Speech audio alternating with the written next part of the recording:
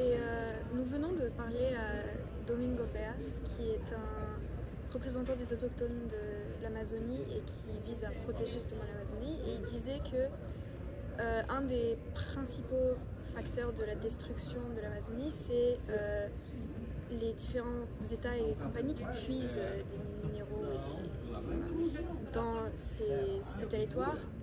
Et il disait qu'un de ses principaux acteurs était des pays membres de l'Union européenne.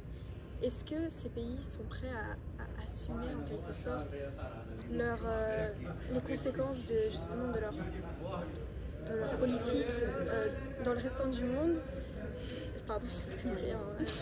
Dans le restant du monde, et est-ce qu'elles sont prêtes à peut-être même faire des efforts non seulement au sein de l'Union européenne, mais justement faire des lois qui peuvent contribuer à de nouveau, j'espère que oui. Je dis que j'espère que oui, parce que, comme vous l'avez bien dit, à l'heure actuelle, on n'est pas là.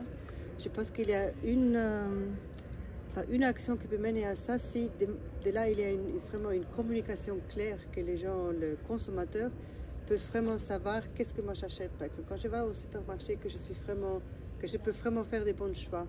Il y a des débuts, c'est déjà mieux qu'avant, mais c'est encore loin d'être parfaite. Alors que chacun, comme consommateur, peut faire oui, alors moi je ne veux pas que mes achats contribuent à ça.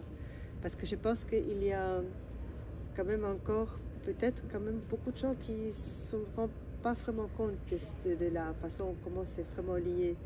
Et je pense que la personne avec laquelle vous parlez, malheureusement, j'aimerais tellement que je pourrais dire que non, il n'a pas raison, mais la triste vérité est qu'il a raison.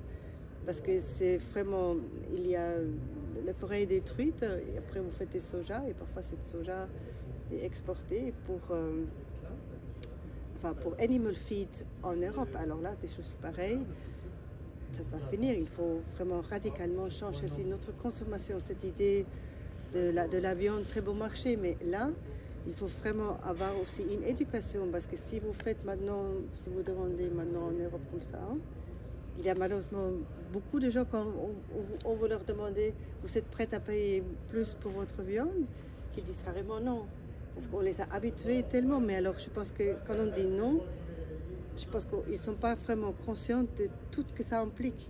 Parce que si on dit pour protéger la forêt tropicale, il y a rarement quelqu'un qui dit « Ah non, ça ne me touche pas du tout. » Mais je pense que la façon comment c'est tellement...